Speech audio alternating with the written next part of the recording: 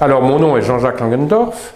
Je suis né avant-guerre, donc en 1938, près de Genève, et j'ai fait une carrière d'historien militaire, d'archéologue et de romancier. Donc, d'une part, j'ai écrit des bouquins très nombreux sur la pensée militaire. Entre autres, je suis le biographe du général Dufour, et nous le trouvons précisément dans sa villa actuellement. Je suis aussi le biographe du général Guisan, qui a commandé l'armée helvétique durant la Seconde Guerre mondiale, et je suis le biographe du général vaudois Jomini, qui a été un des grands penseurs militaires du XIXe siècle. Jean-Jacques Langendorf, dans votre dernier livre Undi au chaos, vous parlez de l'armée des citoyens.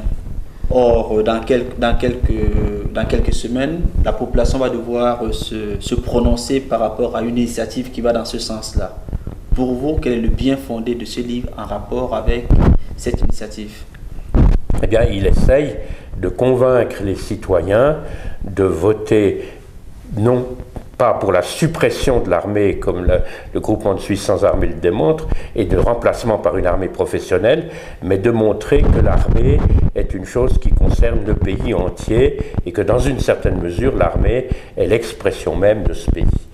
Et ça, nous sommes dans la villa du général Dufour ici, et c'était une idée fondamentale de Dufour. L'armée, démocratiquement, doit concerner tous les citoyens. Alors, il y a un point qui m'a le plus marqué dans ce livre. Vous dites que l'armée contribue à la pérennité de la paix en Suisse. Oui. Dans quel sens? Eh bien, elle a, depuis la guerre de Sonderbund en 1847, elle n'est plus intervenue après, mais elle a assuré les frontières pendant 2 guerres mondiales. Elle a donc formé une force de dissuasion, si vous voulez. Alors, il y avait d'autres facteurs aussi. Il n'y a pas que l'armée qui a empêché la Suisse d'envahir. Il y a eu des facteurs économiques, il y a eu des facteurs géostratégiques, les cols, les Alpes, etc. Mais elle est un facteur de dissuasion. Elle est un facteur qui donne un certain poids au pays. Sérieusement, est-ce que vous pensez qu'aujourd'hui l'armée suisse est dissuasive par rapport à ses voisins tels que l'Allemagne, l'Italie, la France? Absolument, dans la mesure où les armées françaises, lisez le récent livre blanc, italiennes et allemandes, sont en état de décomposition avancée. Vous avez par exemple en France un volontariat ou en Allemagne. L'Allemagne n'arrive plus à trouver suffisamment de volontaires parce que ça n'intéresse plus les gens. Donc à ce niveau-là, nous avons une force dissuasive qui reste, par rapport aux autres, tout est relatif, encore considérable. Mais le problème, il n'est pas seulement là. Le problème, c'est que nous sommes entourés de toutes sortes de menaces plus ou moins réelles, plus ou moins diffuses, qui peuvent aller à la grande catastrophe naturelle et seule. Justement, parce que dans le livre, vous faites quand même beaucoup allusion, si on prend par exemple au niveau de la page 39, oui. L'intervention de l'armée en cas de catastrophe, c'est beaucoup plus dans ce genre d'opération où on voit surgir l'armée. Mais est-ce que une armée de milice ou alors une armée de professionnels, est-ce que ça va changer quelque chose?